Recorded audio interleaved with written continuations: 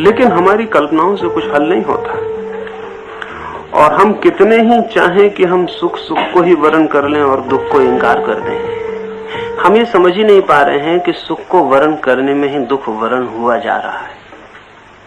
और ऐसे जैसे कि एक सिक्का है और मैं उसका एक पहलू फेंक देना चाहता हूं और एक पहलू बचा लेना चाहता हूं। अब मैं पागल हो जाऊंगा क्योंकि मैंने एक ऐसा काम शुरू किया जो पूरा हो नहीं सकता। एक हिस्सा फेंक देना चाहता हूं एक सिक्के का और एक हिस्सा बचा लेना चाहता हूं। अब ज्यादा से ज्यादा इतना ही हो सकता है कि जिस हिस्से को मैं बचाना चाहता हूं उसे ऊपर कर लूं और जिसे फेंक देना चाहता हूं उसे नीचे कर दूं। बस इससे ज्यादा कोई सफलता नहीं मिल सकती। लेकिन कितनी देर ऊपर नीचे करूंगा? जिसको मैंने नीचे किया है और जिसको मैंने ऊपर किया है, जिसको मैंने ऊपर किया उससे थोड़ी देर में ऊब जाऊंगा, क्योंकि कब तक उसे देखता रहूंगा। और बड़े मजे की बात है कि दुख कभी उतना उबाने वाला नहीं होता जितना सुख उबाने वाला हो जाता है। असल में दुखी आदमी कभी बोर ही नहीं होता, सिर्फ सुखी आदमी बोर होता है। बोर्डम जो है वो सुखी आदमी का गुणधर्म। इसलिए आप हैरान होंगे कि जितना समाज दुखी होता है उतनी आत्महत्या कम होती है, लोग कम परेशान नजर आते हैं, कम चिंताएं घेरती हैं, क्योंकि दुखी आदमी को बोर होने की फुर्सत नहीं है। अपने काम में लगा हुआ है, बदलने में लगा हुआ है, सिक्का को उल्टा कर ले। लेकिन जब सिक्का उल्टा हो जाएगा फिर क्या करेगा? एक दफा दुख को नीचे दबा दिया और सुख को ऊपर कर लिया, फिर क्या करिएगा? और अब अगर सिक्के को उल्टा है तो नीचे दुख है। तो जैसे ही एक आदमी सुखी हुआ कि उसकी मुसीबत शुरू हुई। देवताओं की दुनिया में अगर कोई दुख होगा तो बोर्डम का होगा, मोक्ष में भी अगर कोई दुख होगा तो बोर्डम का तो होगा। और बोर्डम इतनी हो गई होगी, मैं नहीं समझता कि मोक्ष में अब कोई एक भी बचा हो, सब भाग गए होंगे। उनकी बोर्डम की तो हम कल्पना भी नहीं कर सकते, क्योंकि जहां सुख बिल्कुल उपलब्ध हो वहां करिएगा क्या? वो तो दुख से लड़ने में रस है। सुख मिलता नहीं, उसके पाने की आकांक्षा में सारा मजा है। और जब मिल जाता तब थोड़ी देर बाद हम पाते हैं कि अब क्या करें। तब आप हैरान होंगे कि सुखी आदमी अपने हाथ से दुख भी खोजने लगता है। तो वो ऐसी तरकीबें करता है जिनसे अब दुख आए। मैं एक फकीर हुआ नसरुद्दीन, उसकी कहानी कहता रहता हूँ। एक गांव के बाहर बैठा हुआ है, सांझ का वक्त है, अंधेरी रात है, और एक आदमी आके घोड़े से उतरा है। और उस आदमी ने उस नसरुद्दीन के सामने एक बहुत बड़ी थैली पे रख दी और कहा कि इसमें करोड़ों रुपए के हीरे जवाहरात है और मैं इस किसी को भी देने को तैयार हूं, मुझे जरा सा सुख मिल जाए। और मैं गांव गांव खोज रहा हूं, मुझे सुख नहीं मिलता। मैं परेशान हो गया हूं कि मैं मर जाऊं या क्या करूं, सब है मेरे पास, सुख नहीं है। तो किसी ने मुझे कहा कि फकीर नसरुद्दीन हो, उसके पास चले जाओ। तुम ही हो? मैं तुम्हारे पास आया। फकीर खड़ा हो गया, उसने कहा कि मैं ही हूं। उसने कहा कि तो सुख चाहिए। उस आदमी ने कहा कि सुख चाहिए, सब खोने को तैयार हूं, एक क्षण भर के लिए भी सुख मिल जाए। उस फकीर ने इतनी बात पूछी और वो थैली लेकर फकीर भाग गए। वो आदमी चिल्लाया कि ये क्या कर रहे हो? मैं तो सोचता था तुम ब्रह्मज्ञानी हो। लेकिन जब वो नहीं रुका तो वो आदमी उसके पीछे भागा। गांव फकीर का तो जाना माना था, वो गली कूचे चक्कर देने लगा। सारा गांव इकट्ठा हो गया, वो चिल्ला रहा है कि मुझे लूट लिया, मैं मर गया, मेरी जिंदगी खराब हो गई, मेरी जिंदगी भर की कमाई है उस थैली में, और ये आदमी चोर निकला, ये ब्रह्मज्ञानी नहीं है, और पकड़ो और मुझे बचाओ, मैं मरा। वो सारे गांव में चक्कर लगा के फकीर वापस उसी जगह पे आ गया। उसने थैली पटक के झाड़ के पास खड़ा हो गया। वो अमीर आदमी आया, उसने थैली छाती से लगाया, उसने कहे भगवान धन्यवाद। उस फकीर ने कहा कुछ सुख मिला? ये भी एक रास्ता है सुख पाने का, उस फकीर ने कहा, और तुम्हारे लिए यही रास्ता बचा है, तुम्हारे लिए दूसरा रास्ता नहीं, क्योंकि तुम क्या करोगे? हम जो चाहते हैं सुख ही सुख बच जाए, वो संभव नहीं है। अगर बच भी गया तो सुख भी दुख देने लगेगा। तब जिसको मैं कहता हूं जो जीवन को उसकी सच्चाई में देखता है, आकांक्षाओं में नहीं। दो रास्ते हैं, एक तो मैं आकांक्षाओं से जीवन को देखने जाऊं। जब मैं कहता हूं सुख ही सुख चाहिए, तब मैं जीवन की फिक्र नहीं कर रहा। मैं ये कह रहा हूं मुझे चाहिए, लेकिन मैं ये नहीं पूछता कि जीवन को मेरी फिक्र है कुछ। मैं नहीं था और जीवन था, और मैं नहीं रहूंगा और जीवन रहेगा, और रत्ती भर कहीं कोई पत्ता नहीं हिलेगा, कहीं कोई लहर नहीं कपेगी, कहीं कुछ भी नहीं होगा। मेरे होने न होने से जीवन को क्या फिक्र है? जीवन की अपनी धार है। मैं इधर दो क्षण के लिए हूं तो मैं कहता हूं ऐसा चाहिए, ऐसा चाहिए, ऐसा चाहिए। जब मैं ये देखता हूं कि मैं नहीं था और सब था, और मैं नहीं रहूंगा और सब होगा, तब उचित है कि मैं देखूं कि क्या है, बजाय इसके कि मैं कहूं कि क्या होना चाहिए। तो जब मैं देखूंगा कि क्या है तो मुझे पता चलेगा दुख और सुख एक ही सिक्के के दो पहलू। और जब दोनों एक ही सिक्के के दो पहलू हैं तो किसको बचाना और किसको छोड़ना? तब मैं राजी हूं। सुख आया तो सुख के लिए, दुख आया तो दुख के लिए। और ये जो राजी होना, ये जो एक्सेप्टेबिलिटी है, ये एक ऐसे आनंद में उतार देती है जिसका हमें कुछ भी पता नहीं। वो आनंद दुख विरोधी नहीं है, वो आनंद दुख में भी रहेगा। वो आनंद सुख का पर्यायवाची नहीं है, क्योंकि सुख चला जाएगा तब भी वो रहेगा। और इसलिए उसको आनंद शब्द कहने से भी थोड़ी भूल हो जाती है। इसलिए जो और थोड़ी समझ पूर्वक बुद्ध ने प्रयोग किया, तो बुद्ध ने आनंद का उपयोग नहीं किया, शांति का उपयोग किया, आनंद को छोड़ दिया। क्योंकि आनंद में कहीं न कहीं सुख का ख्याल है। हम कितने उसको बचाने की कोशिश करें, आनंद में कहीं न कहीं सुख का भाव है। इसलिए एक शांत मन रह जाता है, सुख है और दुख है। और वो तभी रह सकता है जब दोनों एक से स्वीकार हो गए हैं, क्योंकि दोनों हैं। और स्वीकार करने की हमें चेष्टा नहीं करनी है, मतलब अस्वीकार करने का कोई अर्थ ही नहीं है। ये हमें दिखाई पड़ जाए तो बात खत्म हो गई, वो है। और लेकिन हम आकांक्षाएं आरोपित कर रहे हैं, इसलिए हमने इस तरह के धर्म खड़े कर लिए हैं, गुरु भी खड़े कर लिए जो हमारी आकांक्षाओं की तृप्ति के रास्ते बता रहे हैं। वो हमसे कहते हैं हम परमानंद में पहुंचा देंगे, तो ठीक है, हम पहुंचने की कोशिश करते हैं। हम कभी पूछते भी नहीं कि परम आनंद में होने की आकांक्षा ही दुखी आदमी का लक्षण है। और दुखी परम आनंदित हो सकता है मंत्र पढ़ने से। तो इतने फर्क है, मतलब दुखी और परम आनंदित आदमी में। एक मंत्र पढ़ता है, एक मंत्र नहीं पढ़ता। इतनी सस्ती तरकीब काम कर जाएगी कि परम आनंद मिल जाएगा। कि हम सोचते हैं कि परम आनंद मिल जाएगा उपवास करने से, कि रात खाना न खाने से, कि सिगरेट न पीने से, कि चाय न पीने से परम आनंद मिल जाएगा। अगर इतना ही फासला है तो दुखी और परम आनंद आदमी में बहुत फर्क नहीं है। सिगरेट पान इत्यादि का फर्क है, ऐसा छोटा सा फर्क है। यानी फिर कोई महावीर और बुद्ध में, हाँ, बहुत ही मीडिया का फर्क, ऐसा कमजोर फर्क है कि कोई हिम्मत का आदमी जाने नहीं चाहेगा। इतनी सस्ता सा फर्क मोक्ष में और पृथ्वी पर अगर है कि मोक्ष में लोग सिगरेट नहीं पीते और चाय नहीं पीते और सिनेमा नहीं देखते, इतना ही अगर फर्क है तो कौन मोक्ष जाना चाहे? इसमें कोई मतलब नहीं रह गया है, इसमें कोई बात नहीं। फर्क कुछ ज्यादा रेडिकल होना चाहिए, ये कोई फर्क ही ना हुआ। फर्क का मतलब ही ये है कि हम जहां हैं उसमें हमारी दो तरह की जिंदगी हो सकती है, आकांक्षाओं को आरोपित करने वाली और यथार्थ को स्वीकार कर लेने वाली। बस दो तरह की जिंदगियां होती हैं। आकांक्षाओं को आरोपित करने वाला आदमी है और यथार्थ को स्वीकार कर लेने वाला आदमी। आकांक्षाओं को आरोपित करने वाला चाहे कुछ भी करे दुख में रहेगा। ऐसा नहीं है कि जो आकांक्षाओं को आरोपित नहीं करता उसको दुख नहीं आएंगे, ये मैं नहीं कह रहा हूं। दुख तो उसको आएंगे लेकिन वो दुख में नहीं रहेगा।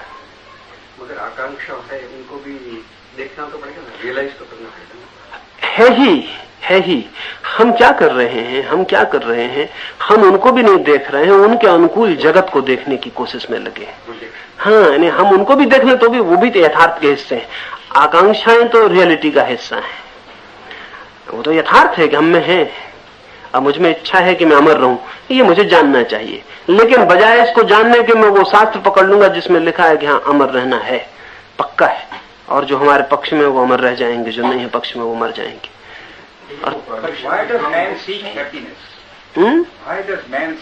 क्योंकि आदमी दुखी है, Even after becoming happy, he will be unhappy. हाँ, जो मैं कह रहा हूँ वो ये कह रहा हूँ कि आदमी दुखी है और इसलिए सुख खोजना चाहता है।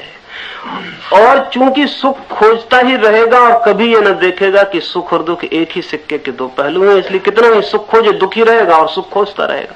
ये जो कह रहा हूँ वो ये कह रहा हूँ, एब्सर्डिटी उसको दिखाई नहीं पड़ रही कि सुख की खोज में ही एक बुनियादी भूल हो रही। वो भूल ये हो रही कि वो दुख को अस्वीकार करके सुख को खोज रहा है, जबकि सुख दुख का ही हिस्सा है। यानी मैं जन्म खोज रहा हूँ और मरना नहीं चाहता, जवानी खोज रहा हूं और बूढ़ा नहीं होना चाहता। है तो बड़ी मुश्किल बात है। जवान होना चाह रहा हूं तो बूढ़ा होना उसका हिस्सा ही होगा, वो उतरती हुई जवानी का नाम है। पूर आ गया तो उतरेगा भी, और सुबह हो गई तो सांझ भी होगी। अब सुबह तो मैं खोज रहा हूं और सांझ से बचना चाहता हूं, और जब मैंने सुबह खोजी तभी मैंने सांझ का इंतजाम कर दिया, अब सांझ होगी। अब अगर मैं सिर्फ सुबह को ही खोजूं तो फिर शाम को दुख होगा, और रात भर फिर सुबह की खोज करूंगा, फिर सुबह आएगी और फिर सांझ की तैयारी शुरू होगी, मैं फिर दुखी होऊंगा। अब मजा ये है कि न तो आपकी खोज से सुबह आ रही और न सांझ हो रही, सुबह अपने आप आ रही, सांझ अपने आप आ रही। आपकी जो परेशानी है वो ये है कि एक से आप आरोप लगा रहे हैं बस यही रह जाए, और एक को आप कह रहे हैं ये ना हो, और उनको दोनों से आपसे मतलब नहीं कि आप हो या नहीं हो, वो होते रहेंगे। जिंदगी में सुख और दुख घूम रहे हैं, सब घूम रहा है। आप उसमें जब चुनाव करने लगते हैं कि हम ये चुन के रहेंगे, तभी आपने तकलीफ शुरू कर दी, वो दुख का रास्ता हो गया। जब दुखी होंगे तब और जोर से सुख खोजेंगे, और जितने जोर से सुख खोजेंगे उतने जोर से दुखी होंगे। तब एक विषय सर्किल है जिससे बचाव मुश्किल हो जाएगा। इसको देखना पड़ेगा।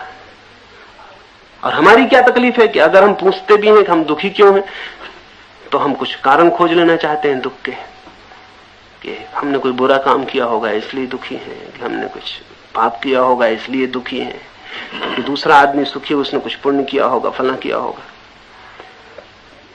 सुखी और दुखी होना न तो पुण्य और पाप से संबंधित है, सुखी और दुखी होना हमारी आकांक्षाओं के आरोपण से संबंधित है। कितने जोर से आरोपित करने की आकांक्षा में लगे, लेकिन किसी दिन डिसइल्यूजनमेंट आता है, पता चलता है कि कुछ आरोपण से नहीं होता, सुबह आती है और आती है, सांझ आती है और आती है, तब बात खत्म हो गई।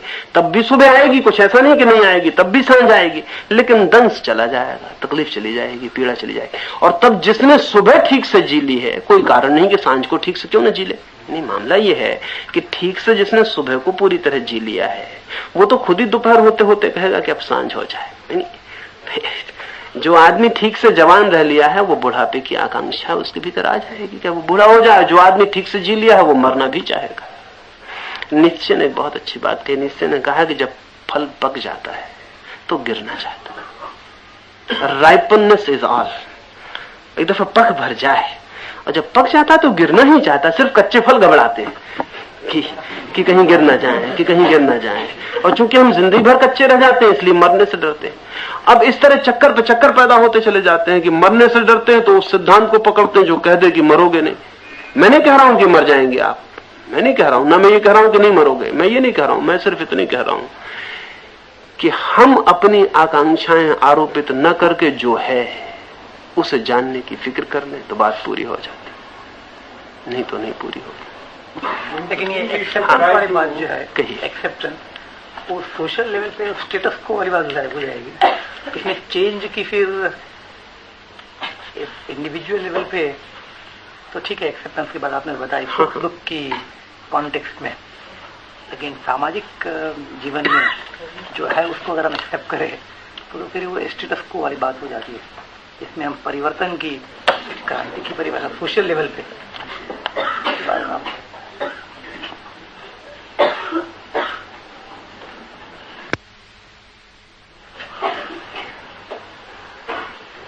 आपने एक बहुत अच्छा सवाल किया है। आप पूछ रहे हैं व्यक्ति के तल पर तो ये ठीक है कि हम स्वीकार कर लें, लेकिन समाज के तल पर गरीबी है, बीमारी है, दुख है, शोषण है, उस सबको भी स्वीकार कर लें, ये बहुत बढ़िया बात है। और मैं बहुत इधर जितना सोचता हूं तो बहुत अजीब अनुभव करता हूं। पहली बात तो ये है, ये कंट्राडिक्टरी दिखाई पड़ेगा, लेकिन ऐसा है, जो व्यक्ति स्वयं के तल पर सुख दुख को स्वीकार नहीं करता, वो समाज के तल पर सब बीमारियों को स्वीकार करने वाला होता है। जैसे हमारा मुल्क है, हमने व्यक्ति के तल पर सुख दुख कभी स्वीकार नहीं किए। हम मोक्ष की खोज निरंतर कर रहे हैं, जहां सुख दुख से छुटकारा हो जाए, आवागमन से छुटकारा हो जाए, लेकिन समाज के तल पर हमने सब स्वीकार कर लिया। अगर ये बात दिखाई पड़े तो इससे उल्टा भी सत्य है कि जो व्यक्ति स्वयं के तल पर सब स्वीकार कर लेगा, वो समाज के तल पर कुछ भी स्वीकार नहीं करेगा।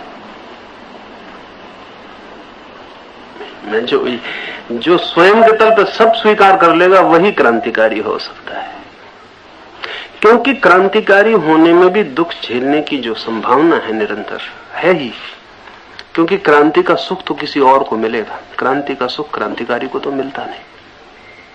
तो क्रांति सिर्फ वही कर सकता है जो दुख को स्वीकार कर सकता है।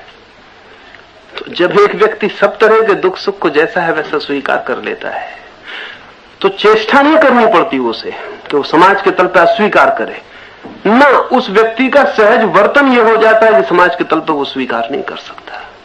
यानी मैं ये नहीं कह रहा हूं कि वो स्वीकार नहीं करेगा या नहीं करना चाहिए ना, ऐसा वर्तन होता है। जो व्यक्ति स्वयं के तल पर टोटल एक्सेप्टेबिलिटी में जीता है वो समाज के तल पर टोटल रिजेक्शन में जीता है, और जो व्यक्ति समाज के तल पर स्वीकार में जीता है वो अपने तल पर रिजेक्शन में जीता है। जो अपने तल पर कहता है कि मैं ये दुख मुश्किल ये नहीं सहूंगा, ये नहीं करूंगा, ये नहीं करूंगा, वो समाज के तल पर सब स्वीकार कर लेता। उसके कारण है कि जो व्यक्ति के लिए सब कुछ करने की चिंता में रत रहता है उसके लिए समाज का बोध ही पैदा नहीं होता।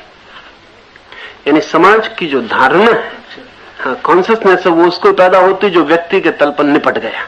मैंने अब इधर कुछ करने का मामला बचा नहीं, इधर बात खत्म हो गई, इधर मैंने मान लिया कि जो है, तब मैं क्या करूंगा, आखिर मैं कुछ तो करूंगा।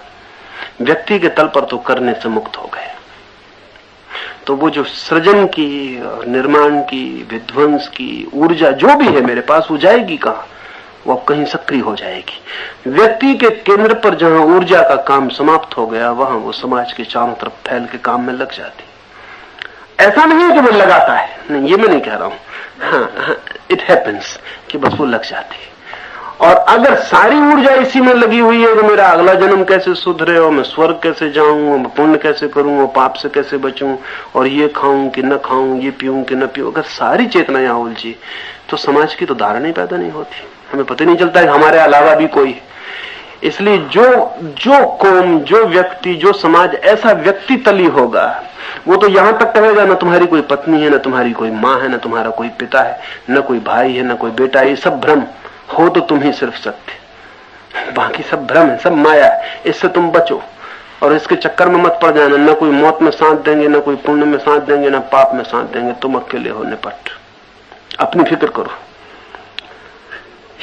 ये जो सारी फिक्र अपनी करो, यानी इसकी फिक्र मत करना कि औरत अगर भूखी मर रही तो मर रही, वो अपने पिछले जन्मों का पाप का फल भोग रही, तुम्हारा क्या लेना देना।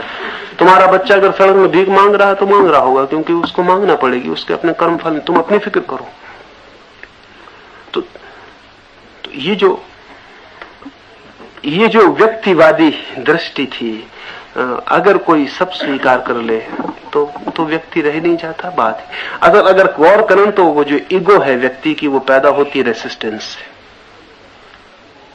वो जितना मैं लड़ता हूं कि ये नहीं चाहिए और ये चाहिए, ये नहीं चाहिए, और इसी के संघर्ष में मेरा मैं पैदा होता है कि मैं हूं।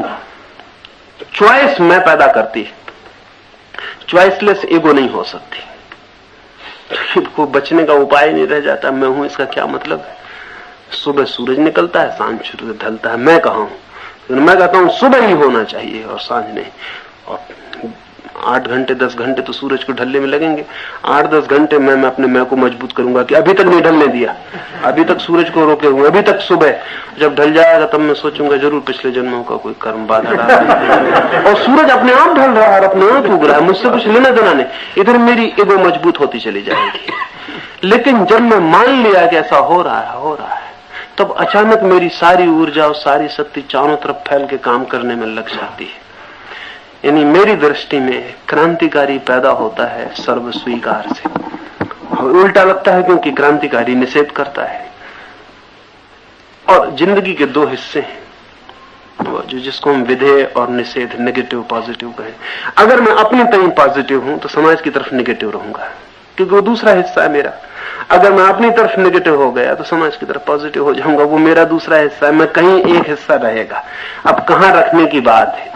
अगर समाज को अच्छा करना हो तो व्यक्ति के तल पर स्वीकृति होनी चाहिए, और समाज को अगर सड़ाना हो तो व्यक्ति के तल पर अस्वीकृति होनी चाहिए। इसलिए मेरी बात में निरंतर विरोध लगता है। मुझे कई लोग आके कहते हैं कि आप सुबह के ध्यान में सिखाते हैं सब स्वीकार कर लो, और सांझ की सभा में कहते हैं सब अस्वीकार कर लो। अब मैं क्या करूं? सुबह सूरज उगता है, सांझ ढलता है, उसमें मैं क्या कर सकता हूं ना। अब सूरज से नहीं कहते कभी जाके कि सुबह उगते हो सांझ ढलते हो। विरोध है दोनों में। जब सुबह उगे तो सांझ ढलते क्यों? नहीं, सुबह में यही कहता हूं कि स्वीकार कर लो, सांझ यही कहता हूं। और दोनों ही जिंदगी के, दोनों जिंदगी के। हाँ, एक और सवाल किसी ने पूछा, इसको आखिरी मान लें। पूछा है, मानव आज रुग्ण है, और मैं ये मानता हूं कि जब मनुष्य पैदा हुआ था करोड़ों वर्ष पहले, तब आदमी अवश्य स्वस्थ रहा होगा। तो फिर मनुष्य को वो कौन सा अचेतन मन है जिससे बीमारी के जंतुओं को आने दिया, और वे जंतु और बीज कौन से हैं जिसने मनुष्य को अमानवीयता की शुरुआत होने दी, और शायद यही रूप की मूल जड़। ऐसी सब कल्पनाएं हैं। असल में कोई करोड़ों वर्ष पहले आदमी सुखी था, ऐसे ख्याल में पड़ने की कोई जरूरत नहीं। और आज कोई आदमी को दुखी होना अनिवार्य है, ऐसी भी कोई बात नहीं है। कुछ लोग समझ लेते हैं वे सदा सुखी हैं, इस अर्थ में कि वे दुख को भी स्वीकार कर लेते हैं। जो नहीं समझते वे सदा दुखी हैं, इस अर्थ में कि वे दुख को अस्वीकार करने में ही दुखी होते चले जाते हैं। और ऐसा नहीं है कभी कि सारी मनुष्यता सुखी थी और सारी मनुष्यता कभी दुखी हो गई है। और ऐसा भी नहीं है कि कभी सब स्वस्थ थे और अब सब अस्वस्थ हो गए हैं, ऐसा कभी नहीं है। हर युग की अपनी बीमारियां होती हैं, अपने दुख होते हैं, बदल जाते हैं। नए युग नई बीमारियां पैदा कर लेते हैं, नए दुख पैदा कर लेते हैं, लेकिन सदा दुख है, सदा बीमारी है, सदा परेशानी है और सदा रहेगी। हम लड़ते रहेंगे और एक तरफ से बचाएंगे और दूसरी तरफ से पैदा हो जाएगा। अभी लुई पास्चर ने इतनी मेहनत की, वैज्ञानिकों ने इतनी मेहनत की, अब अगर लुई पास्चर लौट आए तो शायद घबरा जाए, क्योंकि उसने आदमी को बचाने की कोशिश की कि बच्चे मर ना जाएं। अब बच्चे ज्यादा हो गए, अब हम उन्हें पैदा न होने दें, या पैदा हो जाएं तो अब उनको मारने का उपाय करें। तो भ्रूण हत्या के लिए और गर्भपात के लिए विचार करना पड़ता है। और कोई आश्चर्य नहीं है कि अगर संख्या बढ़ती चली जाए तो जिस तरह भी हम जन्म निरोध की बात कर रहे हैं, इस तरह हम एक उम्र के बाद बूढ़े आदमी को मरने के लिए मजबूर करें। कोई आश्चर्य नहीं, वो दूसरा हिस्सा है उसका जो होगा। अगर ये नहीं रुकता है मामला, ये नहीं रुकता है, अगर हम बच्चों को नहीं रोक पाते, नहीं रोक पा रहे हैं, तो दूसरा उपाय एक ही है कि जैसे हम 58 या 55 वर्ष में रिटायर करते हैं, हम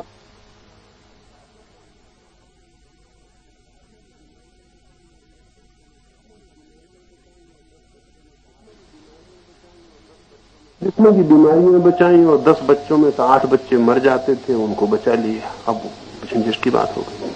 अब कौन कहे कि वो ठीक हुआ, क्योंकि अब हमको 8 मारने पड़ेंगे या रोकने पड़ेंगे या कुछ करना पड़ेगा। इधर से हम इंतजाम करते हैं, इधर से कुछ बिखर जाता है। यानी मेरा मानना यह है कि पूर्ण इंतजाम कभी नहीं हो सकता, क्योंकि पूर्ण इंतजाम का कोई मतलब ही नहीं होता। वो हमेशा ही एक तरफ हम इंतजाम करते हैं, दूसरी तरफ ठीक उसके विपरीत चीज खड़ी हो जाती, क्योंकि जीवन जो है वो सदा विपरीत को पैदा कर लेता है। इसलिए संतुलन अगर तौल कभी हम खोज सकें तो बराबर उतनी ही रहेगी जितनी कभी थी, उसमें कोई फर्क नहीं पड़ता। ये हो सकता है कि एक आदमी के पास आज फिएट कार है और आज से 1000 साल पहले उसके बाप के पास सिर्फ एक बैलगाड़ी थी,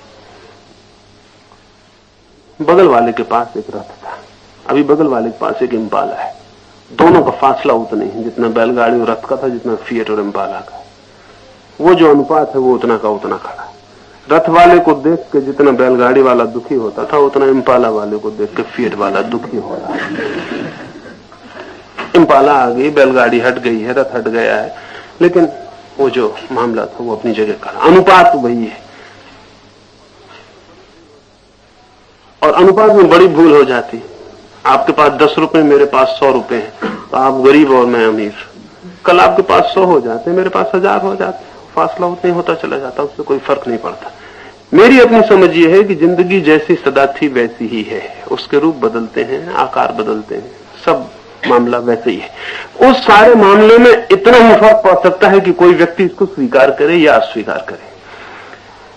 और इतना उस दिन भी वही था, आज भी वही है। उस दिन जो बैलगाड़ी वाला था, अगर उसने स्वीकार कर लिया होता कि अच्छा है तुम्हारे पास रथ है, हमारे पास बैलगाड़ी, और चल पड़ा होता अपनी बैलगाड़ी में, तो जितना सुखी जाता उतनी आज फिएट वाला इम्पाला वाले को देख के अच्छा तुम्हारे पास इम्पाला, हमारे पास फिएट, चल पड़ता है। उतना ही वही रस उपलब्ध हो जाएगा जो उसको हुआ होता, जिसको उपलब्ध हो जाएगा। जिंदगी वैसी ही है, सदा वैसी ही है। रुख क्या हम लेते हैं इस पर निर्भर करता है। और 2 तरह के रुख हैं, जैसे मैंने कहा। एक तो है कि हम निरंतर आकांक्षाओं को आरोपित करते चले जाएं, और एक है कि जो है उसे हम जान लें, उसे हम पहचान लें, उसे हम देख लें। और जैसे ही हम उसको देखते हैं, अनिवार्य रूप में उसकी स्वीकृति आ जाती है, क्योंकि सवाल ही नहीं है अस्वीकार करने का। ऐसे स्वीकृत उपलब्ध व्यक्ति को ही मैं धार्मिक कहता हूं। और जब इतनी स्वीकृति होती है तो शांति अपने आप भर जाती है, और उस शांति में हम बहुत कुछ देख पाते हैं जो हमने अशांति में कभी भी नहीं देखा था। और पहली बात आपको दोहरा दूं इस अंत में कि उस शांति में जो हमें दिखाई पड़ता है वो कम्युनिकेबल नहीं है, उसको कहा नहीं जा सकता। उस शांति में हम कुछ जानते हैं जो कि शब्द में नहीं बनता है। तो तड़प सकते हैं, परेशान हो सकते हैं, चिल्ला सकते हैं, मगर उससे कुछ होता नहीं। हाँ, इतना ही हो सकता है कि शायद हमारी तड़फ को, पीड़ा को समझाने की कोशिश को कोई पकड़ के सोचे कि जरूर इस आदमी ने कुछ देखा है। जैसे गूंगा आदमी आ जाए और हमारे घर में चिल्लाने लगे, जोर से हाथ पैर पटकने लगे, वो बताने लगे, तो हमें कुछ समझ में तो ना आए, लेकिन इतना समझ में आ जाए कि इस आदमी को कुछ हुआ है, और वो अगर हाथ पकड़ के बताने लगे कि बाहर या कहीं ले जाने लगे, तो शायद हम सोचें कि चलो देख लें, इस आदमी ने कुछ देखा है। कुछ कम्युनिकेट तो वो ना कर पाए, लेकिन इतना कम्युनिकेट कर दे कि कम्युनिकेट नहीं कर पा रहा हूं और कुछ है, बस इतना अगर हो जाए तो शायद हम भी चले जाएं। उतनी ही मेरी चेष्टा है, उससे ज्यादा मेरा भरोसा नहीं है। यानी मैं शब्द का विश्वासी नहीं हूं, संवाद का विश्वासी नहीं हूं, बुद्धि का विश्वासी नहीं हूं। कि मेरे साथ दिक्कत इसलिए होती है कि मैं दिन रात तो समझाता हूं कि विचार करो, बिना विचार के मत मानो, विश्वास मत करो, और फिर मैं कहता हूं कि मैं बुद्धिवादी नहीं हूं। और मैं ये सब इसीलिए कहता हूं कि इसको थका डालो, बुद्धि को खूब सोच लो, खूब तर्क कर लो, खूब लड़ लो, आर्गू कर लो, और ये थक जाए। एक दफा ये थक जाए और गिर जाए, तुम इसके बाहर हो जाओ। ये सांप की कैचुल की तरह पड़ी रह जाए और सांप बाहर निकल जाए, और ये निकलेगी ना अगर विश्वास कर लिया तो, क्योंकि ये थकेगी नहीं। ये निकलेगी ना अगर किसी को आस्था कर ली तो, क्योंकि इसको थकना जरूरी है इसके निकल जाने के पहले। एक तो वो विश्वास है जो हम बुद्धि का बिना उपयोग किए ही पकड़ लेते हैं, वो बिलो इंटेलेक्ट है। और एक वो श्रद्धा है जो बुद्धि के थकान पर उपलब्ध होती है, वो बियॉन्ड इंटेलेक्ट है। और दोनों बिल्कुल अलग बातें हैं, मगर दोनों एक सी मालूम पड़ सकती हैं। इसलिए कभी कभी महाज्ञानी महामूढ़ मालूम पड़ सकता है, इसमें कोई ऐसी कठिनाई नहीं। इसमें कोई ऐसी कठिनाई नहीं कि महाज्ञानी महामूढ़ मालूम पड़े।